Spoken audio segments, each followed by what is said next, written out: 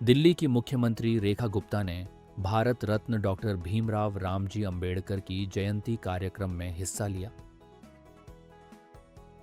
इस कार्यक्रम की शुरुआत डॉक्टर भीमराव अंबेडकर की तस्वीर पर पुष्पांजलि अर्पित कर की गई,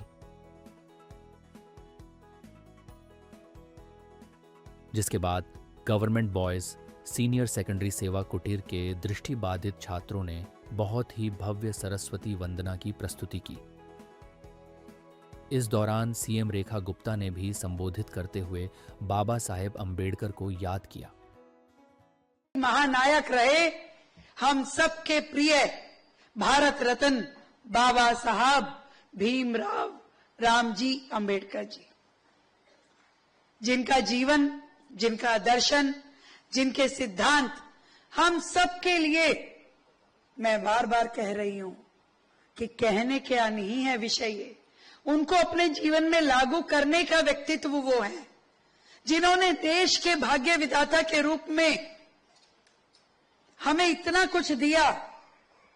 संविधान के रूप में जो किताब उन्होंने देश के हाथों में सौंपी, आज 140 करोड़ की जनता का ये देश केवल उस माध्यम से चल पा रहा है, केवल उस माध्यम से।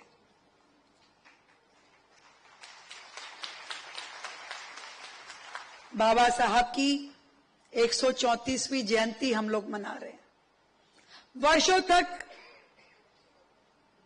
पिछली सरकारों ने उनके इस महान व्यक्तित्व को इतिहास के पन्नों में दबा के रखा, कभी उभरने नहीं दिया। कांग्रेस ने अपने शासनकाल में कभी उन्हें भारत के सर्वोच्च सम्मान भारत रत्न से सम्मानित नहीं किया। ये सब काम जो बाबा साहब को, उनके कामों को सुमन अर्पित करने वाले थे, वो यदि किसी के कार्यकाल में हो पाए तो वो भारतीय जनता पार्टी और नरेंद्र मोदी जी के नेतृत्व में हुए। मैं बताना चाहूंगी कि बाबा साहब जिन्होंने अपने जीवन में छुआछूत, जातिगत भेदभाव, सामाजिक अन्याय के खिलाफ कड़ा संघर्ष किया, उसके अनेकों उदाहरण हमारे सामने हैं।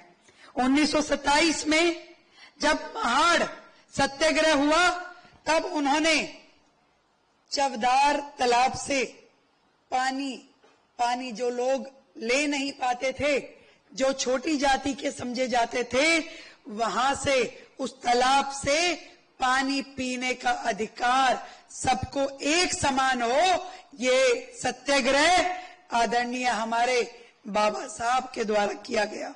सीएम रेखा गुप्ता ने इस दौरान छात्रों को सर्टिफिकेट वितरित किए और सभी का हौसला बढ़ाया।